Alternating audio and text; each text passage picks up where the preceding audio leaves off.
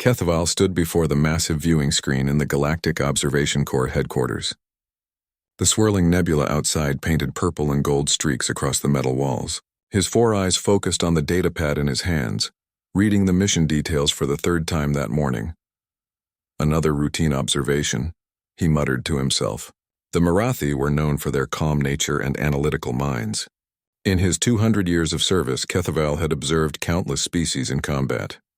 Most followed predictable patterns: strategic retreats when outnumbered, resource conservation, logical tactical decisions based on mathematical probability. The humans were different, though he did not yet understand how different.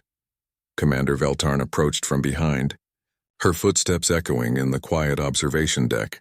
"Are you prepared for the assignment, Observer Kethval?" He turned to face his superior, his pale blue skin reflecting the light from the screen. "Yes, Commander. I have reviewed the human military records available to us. Their technology appears primitive compared to most galactic standards. Simple chemical propulsion, basic energy weapons, crude armor plating. The Galactic Council believes they might serve as useful auxiliary forces in future conflicts," Veltarn explained, her voice carrying the typical Marathi detachment. "Your job is to observe their tactics against the Zilani Empire and determine if they have any strategic value." Kethval nodded. The Zilani were a moderate military power, not the strongest in the galaxy, but certainly capable of crushing most developing species. If humans could hold their own against Zilani forces, they might indeed prove useful to the greater galactic community. "The conflict is centered around the Kepler 442 system," the commander continued. "The humans have established several colonies there over the past 50 years. The Zilani claim the system belongs to them by right of prior exploration, though their documentation is questionable." "A typical territorial dispute," Kethval observed. "How large are the opposing forces?" "The humans have assembled a fleet of approximately 300 vessels, mostly smaller ships, frigates, destroyers, light cruisers. The Zilani have brought 200 ships, but theirs are larger and better armed. By all calculations, the humans should be overwhelmed within days." Kethval made notes on his datapad. Numbers, ship classifications, weapon capabilities. All the standard information he needed to predict battle outcomes. In his experience, species rarely surprised him. They fought to preserve resources, withdrew when losses became too severe, and generally followed logical military doctrine. "Your observation ship is ready," Veltarn said. "The Silent Watcher has been equipped with our latest cloaking technology and enhanced sensors. You will be able to record everything from a safe distance." "How long do you expect the conflict to last?" Kethval asked. "Based on our analysis, no more than a standard week. The humans lack the firepower to sustain a prolonged engagement. We expect them to either surrender or retreat to their inner systems once they realize the futility of their position." Kethval gathered his equipment and headed toward the docking bay. He had performed dozens of these observations. Document the tactics, analyze the strategy, file a report with the Galactic Council. Simple, routine work that helped the greater galactic community understand the capabilities of emerging species. The Silent Watcher was a sleek vessel, designed specifically for covert observation. Its hull could bend light around it, making it invisible to most sensors. The interior was comfortable but sparse: a small living area, a sophisticated sensor suite, and a communication array powerful enough to transmit data across half the galaxy. As Kethval settled into the pilot's seat, he reviewed what little information the galactic databases contained about human military doctrine. Their history showed a species prone to conflict, with numerous wars fought among themselves. However, most of their battles appeared chaotic and wasteful. They seemed to lack the calculated precision that characterized advanced military thinking. The jump to the Kepler 442 system took 3 days. When the Silent Watcher dropped out of hyperspace, Kethval immediately activated the cloaking systems and began scanning the area. The human fleet was positioned around the 4th planet, a lush world they had named New Eden. Their ships formed a defensive perimeter, but their formation looked loose and disorganized to Kethval's trained eye. The Zilani fleet approached from the outer system, their vessels arranged in perfect geometric formations. Their ships gleamed silver and black, each one a masterwork of military engineering. Compared to the humans' hodgepodge collection of different ship designs, the Zilani looked like the obvious victors. Kethval positioned his ship at what he calculated to be the optimal observation point, close enough to gather detailed sensor data, far enough away to avoid any stray weapons fire. He activated his recording systems and settled back to watch what he assumed would be a brief, one-sided battle. The first thing that caught his attention was the human communications chatter. Unlike most species who maintained strict communication discipline during combat operations, the humans seemed to talk constantly. Jokes, encouragement, casual conversations about everything from food to family members back home. It struck Kethval as unprofessional and potentially dangerous. Too much communication could reveal tactical information to the enemy. As the Zilani fleet closed to weapons range, Kethval expected the humans to adopt standard defensive positions. Most species would concentrate their firepower, protect their larger vessels behind screens of smaller ships, and prepare for a fighting withdrawal if the battle went poorly. Instead, the human fleet began to spread out. Kethval checked his sensors twice, certain he was misreading the data. The humans were dividing their forces, sending small groups of ships in different directions. Some moved to flank the approaching Zilani fleet. Others positioned themselves near asteroid fields and space debris. A few actually moved closer to the Zilani, as if preparing to charge directly into superior firepower. Illogical, he muttered, making notes. They are abandoning the advantages of concentrated firepower and mutual support. But as he watched, Kethval began to notice patterns in the chaos. The human ships were not moving randomly. They were positioning themselves to force the Zilani into a specific type of engagement. By spreading out, they made it impossible for the Zilani to use their superior numbers effectively. The enemy would have to divide their own forces to engage multiple human groups simultaneously. The first shots of the battle were fired by a Zilani dreadnought, its massive particle cannons reaching out across space to strike a human cruiser. Kethval watched the energy readings spike on his sensors, expecting to see the human vessel destroyed outright. Instead, the cruiser absorbed the hit and kept fighting. Impossible, Kethval whispered. His sensors clearly showed the cruiser had taken damage that should have crippled it, yet it continued to maneuver and return fire. He adjusted his instruments, thinking there might be some kind of interference or sensor error, but the readings were correct. The human ship had indeed taken what should have been fatal damage, yet somehow remained operational. As Kethval watched, he realized the humans had designed their ships differently than most species. Instead of relying on powerful shields and armor to prevent damage, they had built their vessels to keep fighting even after taking severe hits. They designed for damage, he said aloud, his voice filled with amazement. Not damage prevention, but damage survival. It was a concept unlike anything in the galactic military databases. Most species built their ships to avoid being hit, or to withstand a certain amount of damage before withdrawing from combat. The humans had apparently decided that taking damage was inevitable, so they had built their ships to remain functional even when badly hurt. As the battle developed, Kethval found himself leaning forward in his seat, fascinated by what he was witnessing. The human tactics made no sense according to established military doctrine, yet they seemed to be working. The Zilani found themselves fighting on multiple fronts, unable to concentrate their superior firepower effectively. But it was not just the tactics that puzzled Kethval. It was the way the humans fought. They showed no sign of the careful resource management he expected from military forces. Ships that should have withdrawn for repairs continued to engage the enemy. Pilots who should have ejected from damaged fighters stayed at their controls, pressing attacks against impossible odds. Most disturbing of all, they seemed to be enjoying themselves. Kethval listened to their communications, expecting to hear fear, desperation, or the grim determination typical of species facing superior forces. Instead, he heard laughter, encouragement, and what could only be described as enthusiasm for combat. "This is impossible," he said to his empty ship. "No species fights this way. It violates every principle of evolutionary survival." As the first day of battle ended, Kethval reviewed his recordings with growing unease. The humans had not only survived the initial engagement, they had actually gained a slight advantage. Several Zilani ships had been destroyed or forced to withdraw, while human losses were lighter than expected. But the cost made no logical sense. The humans had achieved their tactical success through actions that should have resulted in complete annihilation, ships ramming enemy vessels. The second day of battle began at what humans called 600 hours. Kethaval had not slept well, his mind replaying the previous day's impossible events. He checked his sensors and confirmed that both fleets remained in the system, though several ships on both sides showed signs of battle damage.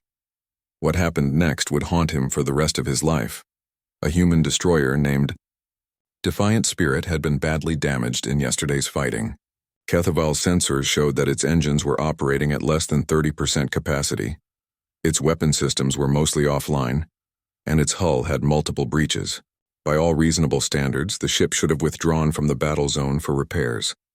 Instead, it accelerated directly toward the largest Zilani ship in the enemy fleet.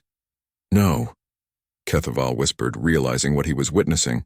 They cannot be considering. The human destroyer was on a collision course with a Zilani battlecruiser that outmassed it by a factor of 10. It was suicide, pure and simple. No species in galactic history had ever documented such behavior in organized military units. Individual soldiers might sacrifice themselves in extreme circumstances, but entire ship crews? It defied every evolutionary principle. Kethaval listened to the communications from Defiant Spirit as it made its final approach. He expected to hear panic, desperation, or at least grim acceptance of fate. Instead, the crew was calm, professional, almost businesslike in their final moments. "Engineering reports reactor containment is failing," came a voice over the radio. "We have approximately 3 minutes before total system failure." "Understood," replied the captain. "All stations prepare for ram attack. Make sure our momentum carries us through their primary hull section." "Sir, the Zilani are trying to hail us," reported another crew member. "Let them talk," the captain said with what sounded like dark amusement. "Maybe they want to surrender." The human destroyer struck the Zilani battlecruiser at its weakest point, just forward of the engine section. The explosion was visible across the entire battle zone, a brilliant flash that temporarily overwhelmed Kethaval's sensors. When the light faded, both ships were gone. The destroyer had been completely vaporized, taking with it a Zilani vessel worth more than the entire human colonial fleet. But that was not the most disturbing part. As Kethaval watched the debris field spread through space, he heard cheering from the other human ships. They were celebrating the destruction of their own vessel and the death of their own crews. Not mourning, not expressing regret, celebrating. "Direct hit on the Sovereign's blade," came an excited voice over the human communication channels. The Defiant Spirit took her right through the reactor core. "Beautiful work, Captain Morrison," added another voice. "Drinks are on us when we get home." The casual way they discussed the death of their comrades violated every principle of social behavior that Kethaval understood. Most species treated death as a tragedy to be avoided. The humans seemed to treat it as a tactical victory to be celebrated. But the ramming attack was only the beginning. Throughout the morning, Kethaval watched human pilots perform maneuvers that should have been impossible. Fighters with damaged engines used their last remaining fuel not to escape, but to position themselves for one final attack run. Bombers that had exhausted their ordnance used their own ships as weapons, diving into enemy formations and detonating their reactors at point-blank range. Most shocking of all, these tactics were working. The Zilani fleet, despite its superior firepower and defensive capabilities, was being slowly ground down by an enemy that refused to follow any known rules of engagement. Every time the Zilani commanders thought they had achieved a tactical advantage, the humans would do something completely unexpected. When a group of Zilani cruisers cornered a damaged human frigate, the frigate's crew overloaded their reactor and used the explosion to damage all 3 enemy ships. When Zilani fighters achieved local space superiority, human pilots began ramming them in mid-flight, trading single fighters for entire squadrons. By midday, Kethaval had documented 17 separate instances of human forces choosing death over withdrawal. It was not panic or desperation driving these decisions. The communications he intercepted showed careful planning and coordination. The humans were deliberately sacrificing their own forces to achieve tactical objectives. But the most disturbing observation came when Kethaval focused his sensors on a damaged human cruiser called New Harmony. The ship had taken multiple hits and was venting atmosphere from several hull breaches. Standard military protocol would have been to evacuate non-essential personnel and withdraw from combat. Instead, Kethaval watched the crew seal themselves into damaged compartments to continue operating critical systems. Men and women who knew they were going to die from radiation poisoning or oxygen loss stayed at their posts to keep the ship fighting for a few more hours. He listened to their internal communications, expecting to hear fear or despair. Instead, he heard jokes, encouragement, and casual conversation about post-war plans that they all knew they would never see. "Reactor containment is down to 15%, reported one voice. "I can probably keep it stable for another hour, maybe 2. "That'll be enough," replied the captain. "We just need to cover the evacuation transports from New Eden." "My wife's on one of those transports," the reactor technician said, "along with my 2 kids." "Then you better keep that reactor running," the captain said with obvious affection for his crew member. "They're counting on you." "Yes, sir. I'll get them home safe." The reactor technician died at his post 3 hours later when radiation exposure finally overwhelmed his body. His sacrifice allowed the New Harmony to maintain power long enough to destroy 2 Zilani destroyers that were threatening civilian evacuation ships. As the day wore on, Kethaval found himself experiencing physical symptoms he had never felt before. His hands shook as he operated his sensor controls. His breathing became irregular. Strange moisture leaked from his eyes, a biological function his species only exhibited during severe psychological trauma. The humans were not just winning through superior tactics or technology. They were winning through a fundamental willingness to pay prices that no other species would consider acceptable. Death was not something they feared or avoided. It was a tool they used as casually as any weapon in their arsenal. But what truly shattered Kethaval's understanding of intelligent behavior was what happened when a human medical ship encountered a group of damaged Zilani fighters. The medical ship, clearly marked with healing symbols recognized throughout the galaxy, should have been ignored by combatants on both sides. Medical vessels were considered neutral by all civilized species. Instead, the Zilani fighters prepared to attack it, apparently believing it might be carrying military supplies. The human escort ships immediately moved to protect the medical vessel. What followed was a brief but brutal engagement that left several fighters on both sides destroyed or damaged.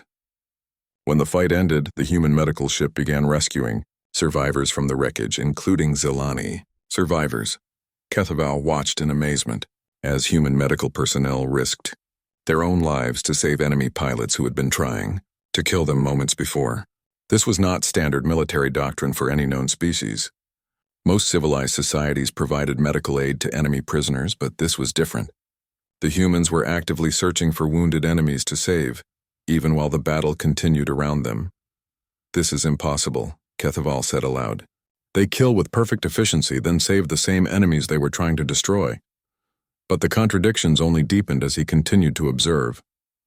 Human soldiers who showed absolutely no mercy to armed enemies would share their rations with wounded prisoners. Pilots who rammed their ships into enemy formations would risk their lives to rescue enemy crew from damaged vessels. It was as if the humans operated under 2 completely different sets of behavioral rules simultaneously. Absolute ruthlessness toward active threats, and absolute compassion toward anyone who was no longer capable of fighting. As the second day of battle ended, Kethaval attempted to compile his observations into a coherent report. The task proved impossible. Every time he tried to describe human behavior using standard galactic military terminology, the words seemed inadequate. How could he explain that humans fought harder when protecting others than when protecting themselves? That they celebrated death as much as victory? That they could be simultaneously the most violent and most compassionate beings he had ever observed? Most disturbing of all, how could he explain that their impossible tactics were actually working? The Zilani fleet, despite its technological advantages, was clearly losing the battle. Not through superior strategy or firepower, but through sheer inability to predict or counter human behavior. The Zilani had prepared to fight a logical enemy. They had not prepared to fight an enemy that treated death as just another tactical option. As Kethaval prepared his daily transmission to Galactic Command, he realized he was witnessing something unprecedented in galactic history. The humans were not just another primitive species struggling against superior forces. They were something entirely new, a form of intelligence that operated according to principles that no other species had ever developed. And he was beginning to suspect that these principles might make them the most dangerous species the galaxy had ever encountered. Not be the third day began with an event that would later become known among galactic observers as the New Eden Incident. HFY had positioned his cloaked ship to monitor a group of human transports evacuating civilians from the planet's surface. Standard military doctrine suggested that both sides would respect the safety of non-combatants, especially children and elderly. The humans took this principle far beyond anything HFY had ever witnessed. Zilani strike force had broken through the defensive perimeter and was approaching the civilian transports. The human escort ships, badly outnumbered and outgunned, should have withdrawn or attempted to negotiate safe passage for the non-combatants. Instead, they attacked. But it was not the attack itself that horrified HFY. It was the methodical, calculated way the humans went about ensuring that no harm came to the civilians under their protection. They did not simply fight to delay the enemy or trade time for distance. They fought as if the survival of every single civilian was worth any price in military assets. HFY watched a human destroyer captain order his ship directly between the Zilani force and the transports, knowing that his vessel would be destroyed within minutes. As enemy fire tore through his ship's hull, the captain maintained perfect formation, ensuring that every shot that hit his destroyer was a shot that did not hit the civilian vessels. Hull breach in sections 4 through 7 came the damage report over the communication channel. Life support failing in the forward compartments. Maintain position, the captain replied calmly. The transports need another 6 minutes to reach safe distance. Sir, we can't hold this position for 6 minutes. The reactor will go critical in 4. Then we hold for 4 minutes and make it count. The destroyer exploded just as the last transport cleared the danger zone. 300 military personnel died to ensure the safety of civilians they had never met and would never see again. But what shocked HFY was the immediate response from the other human ships in the area. Instead of mourning or regrouping, they immediately began hunting down every member of the Zilani strike force with what could only be described as methodical fury. Not the wild rage of grief-stricken soldiers, but the cold, systematic elimination of threats to their protected charges. Over the next several hours, HFY watched human forces track down the Zilani attackers across 3 star systems. They followed them through asteroid fields, ambushed them at refueling stations, and pursued damaged enemy ships for days without rest or respite. It was not revenge in any sense that galactic civilization understood. Revenge was emotional, personal, often counterproductive. This was something else entirely, a systematic removal of anything that had threatened their civilians, carried out with the same methodical precision they applied to any other military objective. When they finally cornered the last Zilani ship from the strike force, HFY listened to the final exchange between the human commander and the enemy captain. "Human vessel, we surrender," came the Zilani transmission. "Our weapons are powered down and our shields are offline." "Surrender accepted," replied the human captain. "Prepare to be boarded.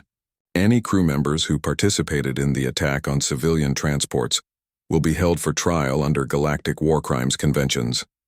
Even in their systematic pursuit, the humans maintained their impossible moral distinctions. They would hunt down attackers across the galaxy. But once those attackers surrendered, they became prisoners deserving of proper treatment under galactic law. But the contradictions in human behavior went even deeper than their approach to warfare. Later that same day, HFY observed a damaged human medical frigate responding to a distress call from what turned out to be a Zilani hospital ship. The enemy vessel had suffered a reactor malfunction and was carrying over 2,000 wounded Zilani soldiers and civilians. The medical frigate, which had been attacked by Zilani forces just hours earlier, immediately responded to the distress call. The human medical personnel worked for 18 hours straight to stabilize the Zilani reactor and evacuate the most critically injured to their own medical facilities. HFY watched human doctors performing surgery on the same Zilani soldiers who had been trying to kill them the day before. They worked with the same dedication and skill they showed when treating their own wounded, as if the fact that these patients had been enemies was completely irrelevant to their medical duties. "This is Medical Officer Chen aboard the hospital ship Mercy's Hand," came a transmission to the Zilani vessel. "We have room for another 200 critical patients if you need to transfer them." "Human vessel, replied the Zilani medical officer. "Why are you helping us? We are enemies in this conflict." There was a pause before the human doctor responded. "You're wounded. That makes you patients, not enemies. We can worry about politics after everyone stops dying." The casual way the human dismissed the importance of military allegiance in favor of medical necessity was completely alien to galactic thinking. Most species maintained careful distinctions between their own wounded and enemy casualties. The humans seemed to treat all suffering as equally important, regardless of which side the sufferer had been fighting for. But it was not just their medical behavior that defied understanding. Their approach to prisoners and captured enemy personnel revealed another layer of incomprehensible contradiction. Kethval monitored a human boarding party that had captured a Zilani destroyer. Standard procedure would have been to secure the enemy crew, gather intelligence, and either hold the prisoners or exchange them according to established military conventions. Instead, the humans began immediate repairs to the captured ship. "Sir," came a report from the boarding party leader, "the Zilani crew is requesting permission to assist with repairs to their own vessel." "Granted," replied the human commander. "But maintain security protocols and make sure their wounded receive proper medical attention." Within hours, human and Zilani crew members were working side by side to repair battle damage to the captured destroyer. The enemies who had been trying to kill each other that morning were now cooperating on technical problems, as if they were old colleagues. When repairs were completed, the human commander made an announcement that left Kethval staring at his instruments in disbelief. "This is Captain Rodriguez of the Determined. Zilani crew of the Pride of Zelak, you are free to depart. Your weapons have been disabled, and your navigation systems have been programmed with a direct course to the nearest Zilani medical facility. Any of your crew who require ongoing medical treatment are welcome to remain aboard our hospital ships until they recover." The humans had captured an enemy warship, repaired it with help from its own crew, and then released it, with prisoners who chose to stay behind for medical treatment rather than return to their own forces. It was, by any measure of galactic military practice, completely insane, but the insanity was clearly systematic. Over the following days, Kethval documented dozens of similar incidents. Human forces that captured enemy positions would immediately begin providing aid to wounded enemies. Prisoners were not just fed and housed according to galactic conventions. They were treated as guests who happened to be on the wrong side of a temporary disagreement. Most disturbing of all, these humanitarian gestures seemed to be having a strategic effect on the Zilani forces. Kethval began intercepting Zilani military communications that showed growing confusion and demoralization among their troops. Soldiers who had been captured and released by human forces were reporting that their captors had treated them better than their own military hierarchy. Medical personnel were requesting transfers to human hospital ships because they wanted to learn the advanced treatment techniques being used to save both human and Zilani wounded. Some Zilani units were beginning to surrender, specifically because they preferred captivity under human forces to continued service with their own military. But the most shocking example of human behavior came on the 5th day of conflict, when Kethval witnessed what the humans called a rescue mission. A Zilani transport carrying civilian refugees had suffered catastrophic engine failure and was drifting toward the system's star. The ship carried over 10,000 non-combatants, families of Zilani military personnel who were being evacuated from forward bases. The closest ships capable of mounting a rescue were human vessels, but reaching the transport would require flying through an active battle zone, where Zilani forces were still fighting against human ships. The humans declared an immediate ceasefire. All Zilani forces in the Kepler 442 system. Came the transmission from the human fleet commander. "We are declaring a 6-hour humanitarian ceasefire to allow rescue operations for the transport. Zilani Hope. Any vessel, human or Zilani, that fires weapons during this period will be considered in violation of galactic humanitarian conventions." For 6 hours, both fleets stopped fighting to allow human rescue ships to reach the drifting transport. Kethval watched human and Zilani vessels work together to evacuate 10,000 enemy civilians, including the families of soldiers who had been trying to kill those same human rescuers just hours before. When the rescue was complete, both fleets resumed fighting. The 7th day of the conflict brought an event that would forever change Kethval's understanding of what it meant to be sentient. He had been monitoring routine evacuation operations from the outer settlements of New Eden when his sensors detected a massive Zilani assault force approaching the system's edge. The human defense fleet was scattered across the inner planets, protecting ongoing civilian evacuations. Only a single human transport convoy stood between the Zilani attack force and thousands of helpless refugees. The convoy consisted of 12 transport ships carrying wounded soldiers, civilian families, and medical personnel from the outer colonies. Their escorts included just 3 destroyers and a handful of fighters, nowhere near enough firepower to stop a Zilani battle group. Kethval watched the tactical display with growing horror as he realized what was about to happen.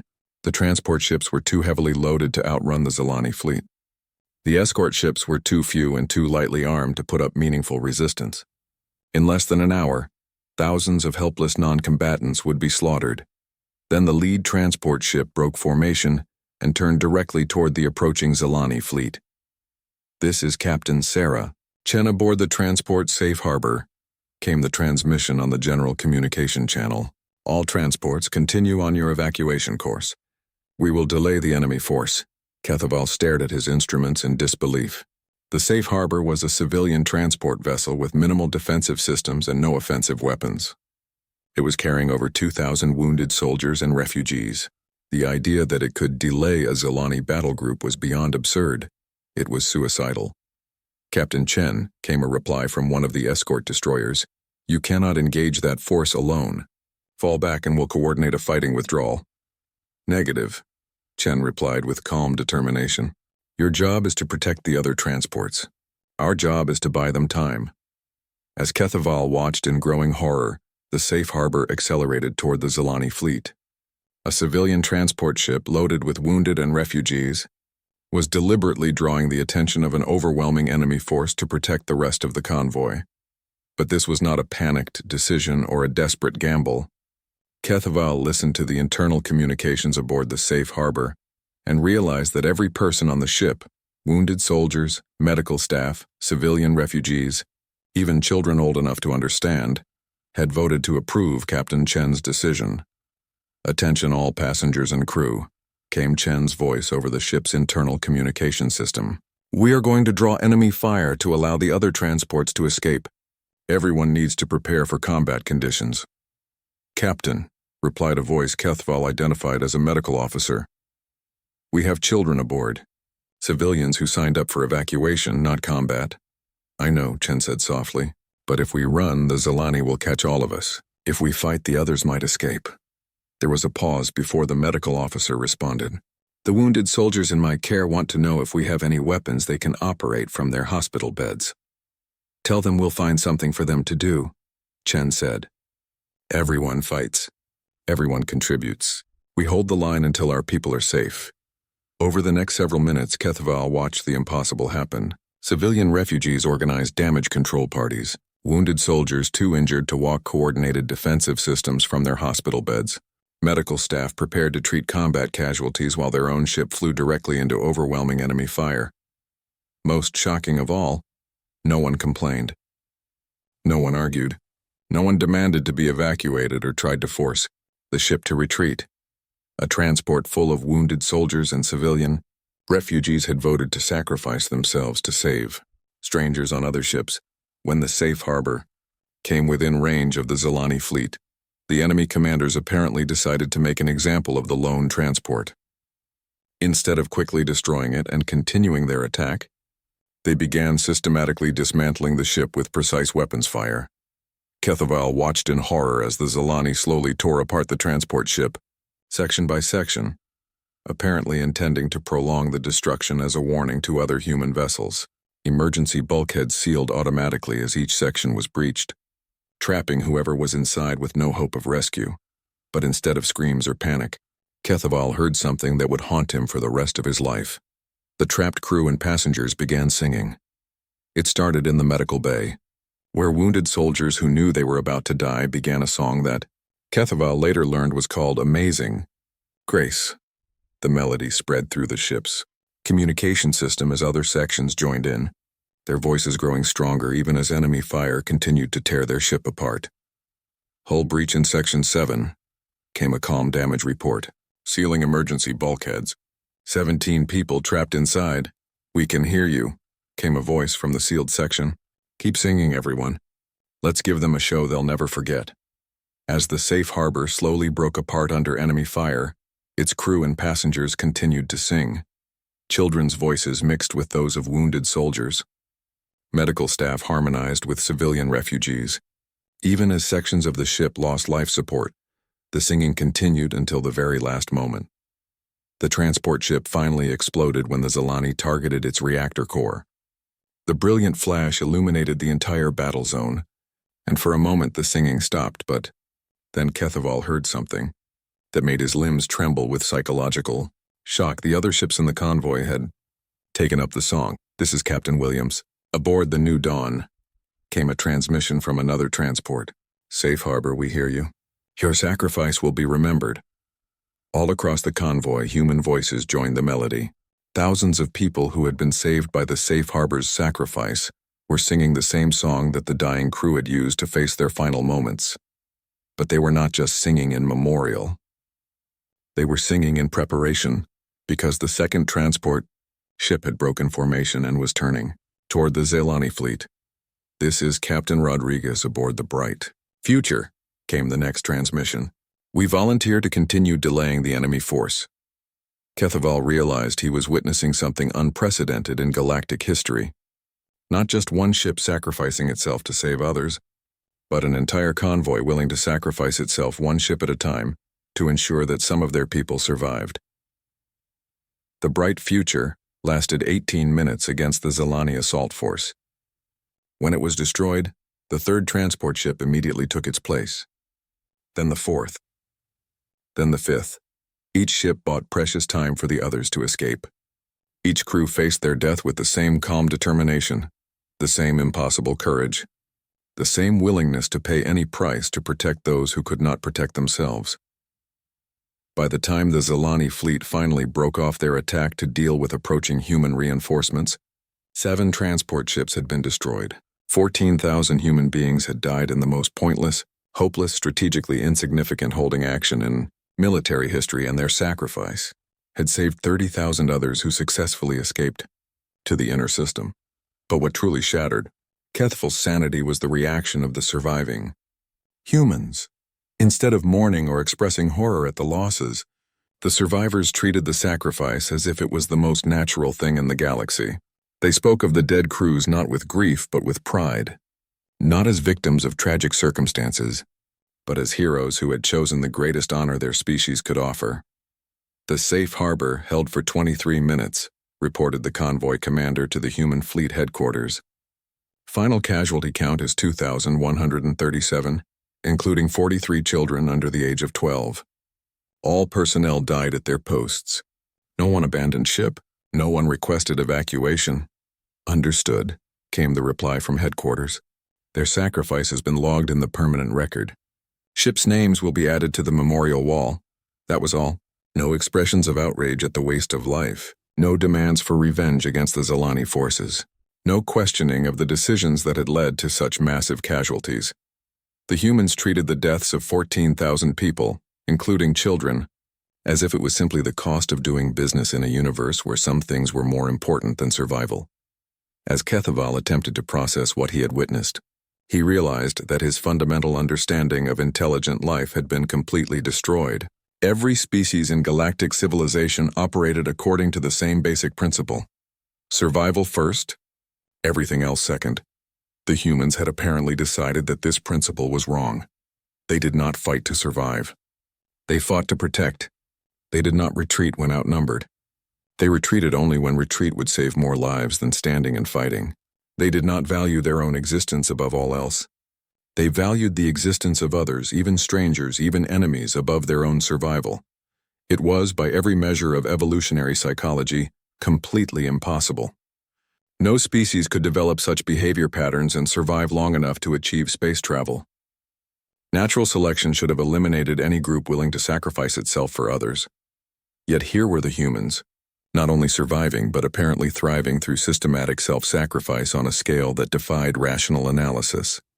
As Kethaval prepared his daily report, He found himself unable to use any of the standard galactic terminology, for 3 months had passed since the Battle of Kepler 442 ended. Keith Aval sat in his quarters aboard the Silent Watcher, staring at the blank report template on his computer screen. He had written and deleted 17 different versions of his official observation report. None of them came close to capturing what he had witnessed. How could he explain the impossible? The war had ended not with the defeat of either fleet, but with the complete psychological collapse of the Zilani military command structure. After witnessing human tactics for 2 weeks, the Zilani leadership had simply stopped fighting. Not surrendered, stopped fighting entirely, as if the very concept of warfare had become meaningless to them. The final straw had come when a damaged human hospital ship, carrying both human and Zilani wounded, had deliberately positioned itself between 2 fleets to prevent further combat. The ship's captain had broadcast a simple message to both forces. Any commander who fires weapons while wounded personnel are aboard this vessel will answer to their own conscience. Both fleets had powered down their weapons and withdrawn from the system. A war that should have lasted years, according to Galactic military analysis, had ended because neither side could bring itself to fire on a ship full of wounded enemies being cared for by the people they had been fighting. Keith Aval rubbed his temples, feeling the persistent ache that had plagued him since returning to galactic space. His species did not suffer from psychological disorders. Their logical minds were considered immune to the emotional trauma that affected other races. Yet here he sat, unable to sleep, unable to eat, unable to think about anything except the impossible things he had witnessed. The singing still echoed in his mind. The voices of humans facing certain death, harmonizing across the vacuum of space as they sacrificed everything to save people they had never met. It was a sound that violated every principle of evolutionary behavior, yet it had been the most beautiful thing Keith Aval had ever heard. He tried again to write the report. Subject: Observation of human military capabilities during Kepler 442. Conflict: the human species demonstrates military tactics that appear to violate basic principles of strategic thinking. He deleted the words and started over. The humans fight with a disregard for survival that suggests possible mental instability across their entire species. Delete. Start again. Human military doctrine appears to be based on the assumption that death is preferable to strategic withdrawal. Delete. How could he explain that the humans did not fight like any other species because they were not like any other species? How could he make the Galactic Council understand that humanity's greatest weapon was not their technology or their tactics, but their fundamental willingness to value other lives more than their own? The door chime interrupted his thoughts. Enter, he called, grateful for any distraction from the impossible task of quantifying human behavior. Commander Veltarn stepped into his quarters, her expression showing concern that was unusual for their emotionally controlled species. Observer Keith Aval, you have been here for 3 months. Your report was due 2 months ago. The Council is beginning to ask questions. I am aware of the timeline, Commander, Keith Aval replied. The report is proving more complex than anticipated. Complex how? She asked, settling into the chair across from his desk. You observed a minor territorial conflict between 2 second-tier military powers. What could be complex about documenting primitive human tactics? Keith Aval stared at her, realizing that no one who had not witnessed the battle could possibly understand what he had seen. The humans won, he said finally. Yes, I read your preliminary communications. An upset victory, but not unprecedented. Weaker forces sometimes triumph through superior tactics or favorable circumstances. No, Keith Aval said quietly. You do not understand. They won because they do not fight to win. They fight to protect. They fight as if the survival of everyone else in the universe depends on their personal choices. Commander Veltarn frowned. That makes no strategic sense. Military forces fight to achieve victory conditions that serve their species' interests.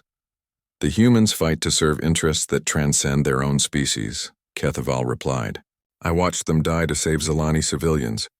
I watched them sacrifice their own ships to protect enemy wounded. I watched them treat captured enemies better than most species treat their own personnel. You are describing aberrant behavior, the commander said with growing concern. No species could survive long enough to achieve space travel with such inefficient instincts. That is what I thought, Keith Aval admitted. But the humans did not just survive. They dominated. Every species that encountered them either became their devoted ally or ceased to exist as an organized military force. He stood and walked to the viewing port, staring out at the swirling nebula beyond. I have been researching human history since returning from Kepler 442. Do you know what I discovered? Tell me. They have been doing this for their entire recorded history. Species-wide self-sacrifice for abstract principles. They call it heroism, but it is more than that. It is a fundamental rejection of the survival instinct that drives all other intelligent life. Commander Veltarn was quiet for a long moment. What are you suggesting? I am suggesting that humanity represents something completely new in galactic evolution. They are not just another species competing for resources and territory. They are a form of consciousness that has transcended individual survival in favor of universal protection. That is impossible. I thought so too, Kethaval said, turning back to face her, until I watched 14,000 humans die singing while they protected 30,000 strangers. Until I watched human medical personnel risk their lives to save enemy wounded. Until I watched an entire fleet stop fighting because someone asked them to consider their conscience. He returned to his desk and activated the computer display. I have attempted to write 17 different reports about what I observed. None of them capture the truth because the truth cannot be described using existing galactic frameworks for understanding intelligent behavior. Then what do you intend to tell the Council? Kethaval looked at the blank report template one more time, then closed the file. I intend to tell them that humanity cannot be observed, analyzed, or predicted using conventional methods because humanity operates according to principles that no other species has ever developed. And what are those principles? That some things are more important than survival, that protecting others is more valuable than preserving yourself, that the greatest victory possible is dying to save people who will never know your name. Commander Veltarn stood slowly, her expression troubled. The Council will not accept a report based on abstract philosophy instead of concrete military analysis. Then the Council will remain ignorant of the greatest threat and greatest opportunity in galactic history, Kethaval replied, because that is what humanity represents. A species capable of either saving the galaxy or destroying it, not through superior weapons, but through superior moral clarity. You sound like you admire them. Kethaval considered the accusation carefully. I am terrified of them, he said finally.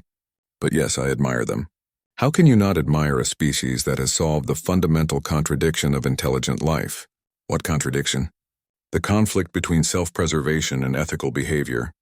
Every species in the galaxy faces situations where doing the right thing conflicts with survival. Most choose survival.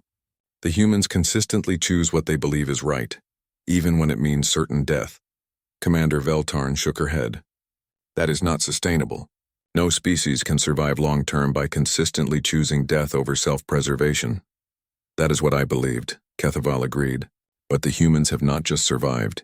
They have created a civilization based entirely on that principle. And now they are spreading it to other species through example. He activated his computer and showed her a file he had compiled. Since the Battle of Kepler 442, over 300 Zelani military units have requested transfers to serve under human command. Not as prisoners or conscripts, but as volunteers who want to learn what they call the human way of fighting. What does that mean? It means fighting to protect rather than to conquer. It means valuing the lives of others above your own strategic objectives. It means treating enemies as potential allies who simply need to understand that there is a better way to exist. Commander Veltarn studied the data for several minutes. This is unprecedented. The humans are unprecedented, Kethaval agreed. And that is why I cannot file a standard military observation report. How do you analyze a species that treats warfare as a form of moral education? How do you predict the behavior of beings who consider death an acceptable price for upholding principles? So what will you tell the Council? Kethaval turned back to his computer and began typing a new document. Not a military analysis, but something else entirely. I will tell them that humanity cannot be contained, controlled, or predicted because humanity has evolved beyond the survival instincts that govern all other intelligent life. I will tell them that any species that encounters humans will either adopt human moral principles or cease to exist as an organized,